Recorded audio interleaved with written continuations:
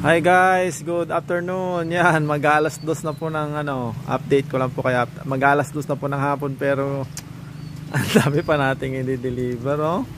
Oh, sana matapos na to.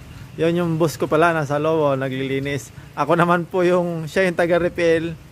Ako naman yung taga hugas doon sa likod. Ay, 'yon. Papakita ko pala sa inyo kung paano or yung hugasan namin dito sa likod. Yan, malinis talaga yan guys. Oh, yan. Ito yung namin. Tapos nandun pa nga yung apron ko. Yan yung mga bakanting galon na namin ang tawag dito. Yan, natubigan na. Sobrang dami ko kasi hinugasan. Parang walang tigil. Yan minamap niya na.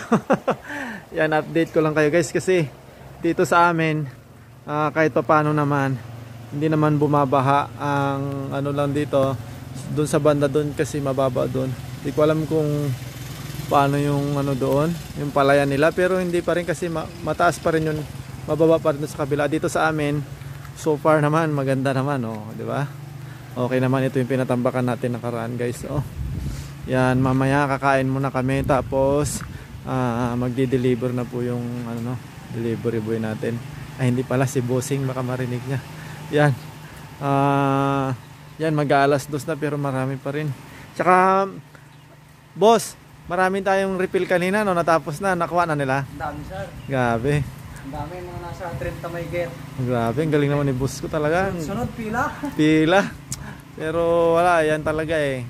Siguro masarap yung tubig natin. Siyempre naka-ceramic coating. Ay, ceramic coating. Naka-ceramic tayong membrane, no?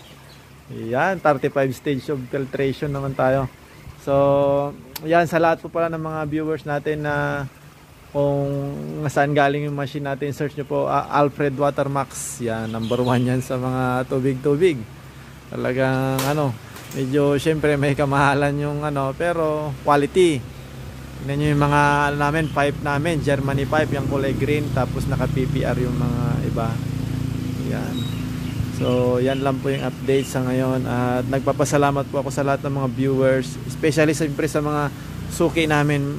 Ilang days pa lang kami, siguro 18 days, 15 days, di ko po masyado parang 3 kasi kami nag-umpisa, 24 ngayon, mga 20 days, pero wala kaming pasok minsan ng yan, basa na si boss, may uniform po yan, kaso ngayon bagyo kasi, signal number 2 nga dito sa pumasok pa rin kami kasi hindi naman namin maatim na nagre-relax kami, pero maraming nauuhaw.